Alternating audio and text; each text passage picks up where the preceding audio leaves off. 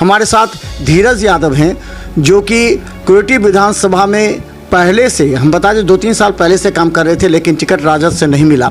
और इनके पिता मिश्री लाल यादव अलीनगर के विधायक 2001 में मुखिया भी बने और बिहार के पहले व्यक्ति हैं जो मुखिया से 2.5 साल के बाद इस्तीफा दे करके दरभंगा ज़िला, जहां एक तरफ पूंजीपतियों का बोलबाला था, धन कुबेर लोगों का बोलबाला था, पार्टी सिलेट वाले का बोलबाला था, वहीं दूसरी तरफ एक फकीर का बेटा, जहां से लोग, जिस परिवार से लोग वार्ड मेंबर का कल्पना नहीं करता था, उस परिवार से संघर्ष के बल पर लोगों का विश्वास जीत करके, लोगों का स्नेह जीत करके, लोगों के वंचित समाज को अधिकार और मुख्यधारा में जोड़ करके उन्होंने इतना बड़ा सफर तय किया।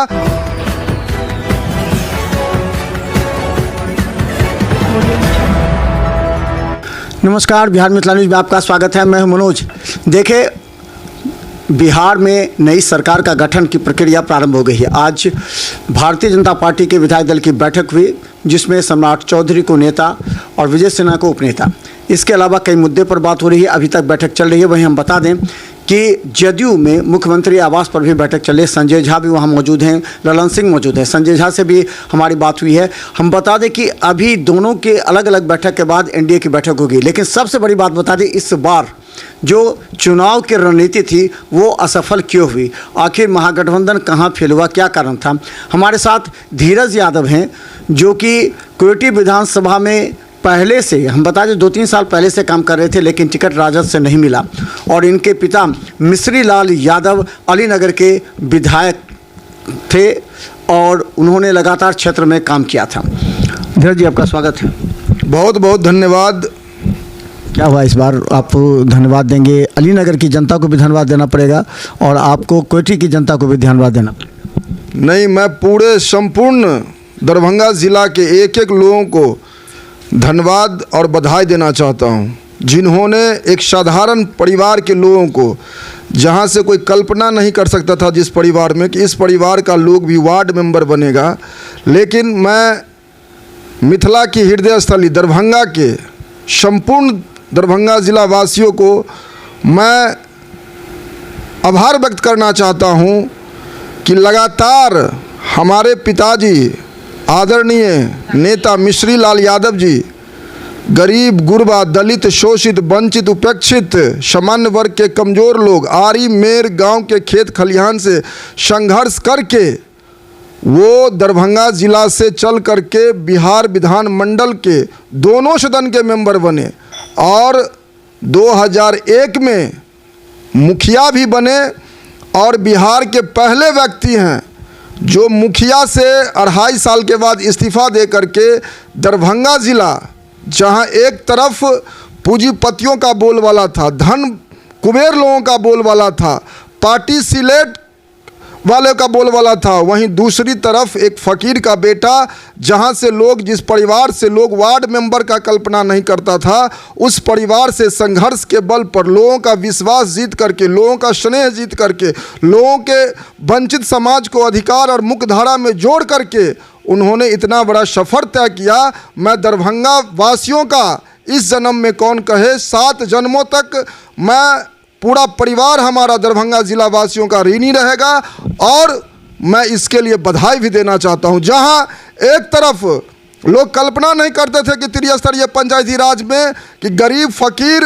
और समाज के सबसे निचली पंक्ति के लोग जो हैं सो विधान परिषद में जीत के जाएंगे, क्योंकि वहां धन कुबेर लोगों का बोलबाला था। दूसरी तरफ अलीनगर जैसे संवेदनशील जगह पर, जहां तक आज तक एनडीए ने कभी झंडा नहीं गाड़ा, उस अलीनगर विधानसभा से 15 में भारतीय जनता पार्टी ने चुनाव लड़ाया, मार्जिनल वोट से 3000 के कम अंतर वोट से चुनाव हारे और फिर वीआईपी जैसी नई पार्टी जो एनडीए का हिस्सा था, वहां से टिकट मिला आदरणीय नेता मिश्री लाल यादव जी को। उन्होंने एनडीए को ऐतिहासिक जीत दिलाने का काम किया। एक से एक वीर बौकड़ा आपको अलीनगर से चुनाव लड़ा, कोई 25,000, कोई 30,000, कोई 15,000 ला करके सिमट जाते थे एनडीए के लोग, लेकिन मिश्री लाल यादव को जब 15 में चुनाव लड़ाया गया तो 55,000 वोट ला करके एक इतिहास रचने का काम किया। उसके बाद जो है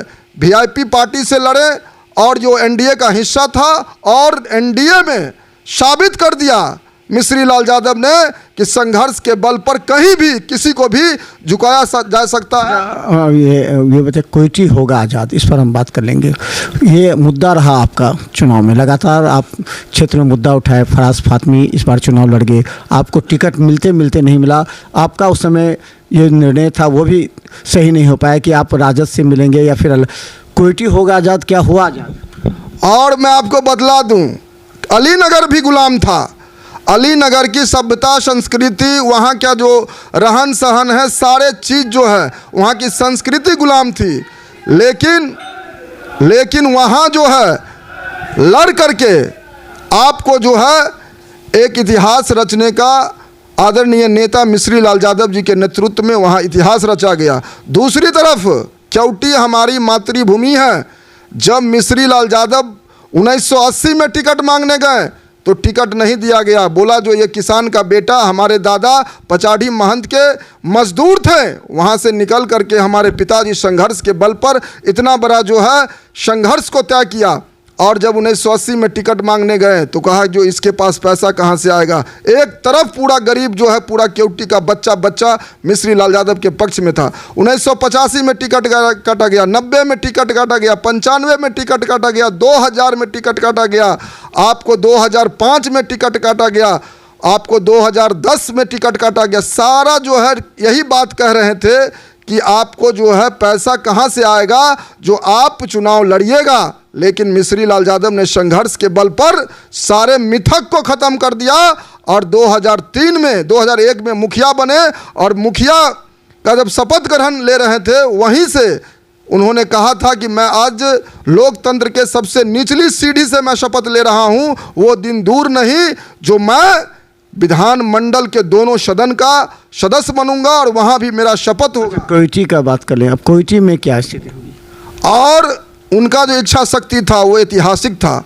और मैं कह देना चाहता हूं कि मछली के बच्चे को तैरना नहीं सिखा जाता है। जब हम लोगों ने 2 बार ग्राम पंचायत के मुखिया के रूप में केवटी के छाछा पचाढ़ी पंचायत से ऐतिहासिक जीत हासिल किया, लोगों का विश्वास जीता, तब हमारी नज़र केवटी माता की जो अस्मिता बरसों बरस से जो गुलाम थी उस पर गया।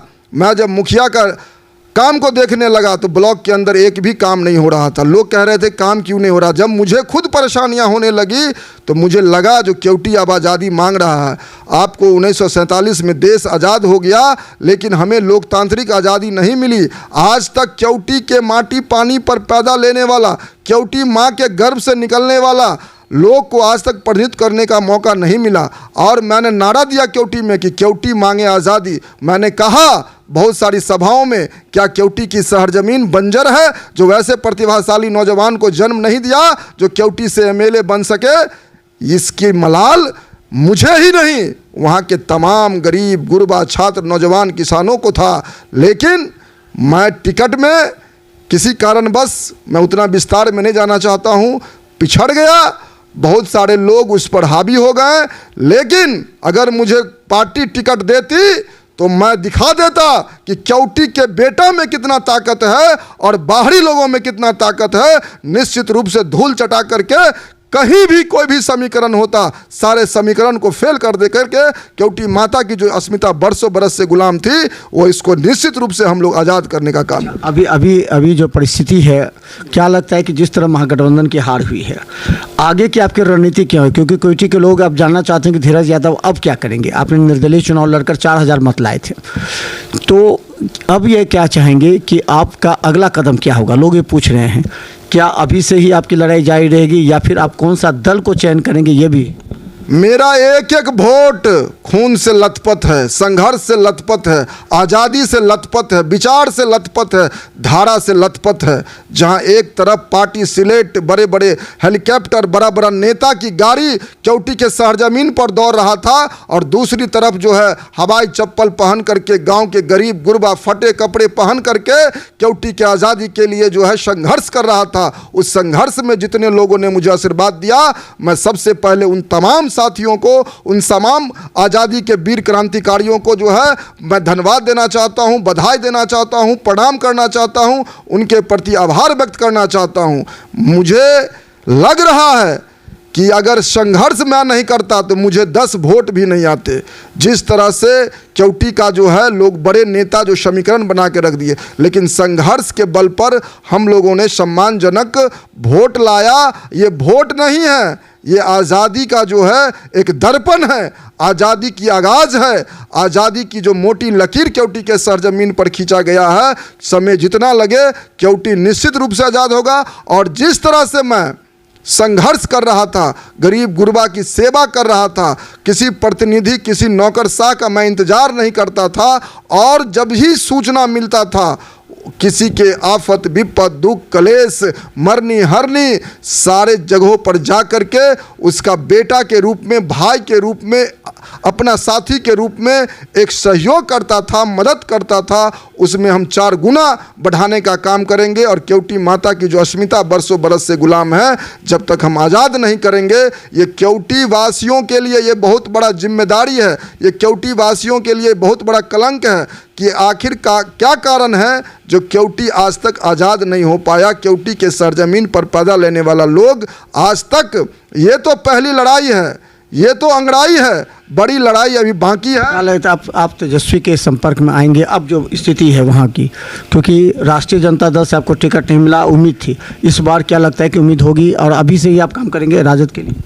देखिए, वो तो एंड टाइम पर बहुत सारी बातें समीकरण बन जाता है, बिगड़ जाता है, अभी कुछ कहना जल्दीबाजी है। लेकिन हमारा जो मुख्य जो काम है, हमारा जो मुख्य उद्देश्य है कि केवटी के लोगों को, जो बाहरी लोग जो सौतेलापन का व्यवहार करते हैं, नौकरशाह जो सौतेलापन का व्यवहार करते हैं, उसके खिलाफ लगातार हम संघर्ष करते रहेंगे।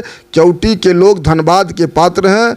आपको उत्तर प्रदेश से लेकर के, बिहार से लेकर के, आगरा से लेकर के, पिछड़ा से लेकर के, हिंदू से लेकर मुसलमान से लेकर के सभी लोगों को विधायक बनाने का काम किया, लेकिन सारे लोगों ने सौतेलापन का केवटी के साथ व्यवहार करने का काम किया।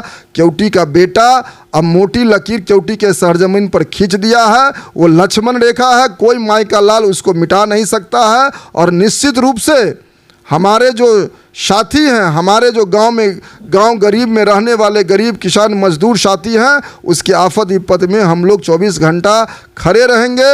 अभी भी हमने देखा है जो चुनाव के समय में एक साथी हम का बच्चा जो है डूब के मर गया कदम टोली में, आपको जो है वहाँ अभी तक कोई मुआवजा नहीं मिला। एक जो है हमारे साथी मर गए हैं आपको मझगामा में, वहाँ जो है कोई जो है सो मुआवजा नहीं मिला है। तो सारे चीज़ को मैं बारीकी से देख रहा हूँ। जैसे ही हम लोग यहाँ से जाएंगे, और निश्चित रूप से हम गरीब गुरबा के लिए, रैयाम चीनी मिल के लिए, जो बंद पड़े जो रैयाम चीनी मिल है, आपको जो मझगामा पंचायत में जो आपको जो एक गांव है जो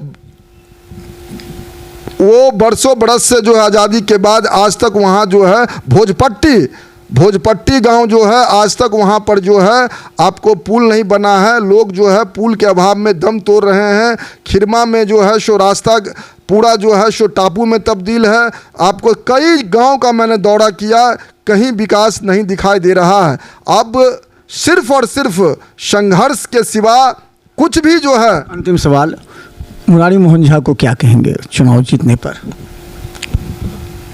हम उनको भी शुभकामना देना चाहते हैं, लेकिन एक और बात हम युवा होने के नाते कहना चाहते हैं कि केवटी के अंदर जो पक्षपात का जो शिकार हमारे साथी हो रहे हैं वो बंद हो, और केवटी के लोगों ने जिस उम्मीद, जिस आपको जो है सो जिस उद्देश्य से लोगों ने आपको जनप्रतिनिधि बनाया है, उस पर आप खड़ा उतरिए, आप जो है पक्षपात नहीं करिए।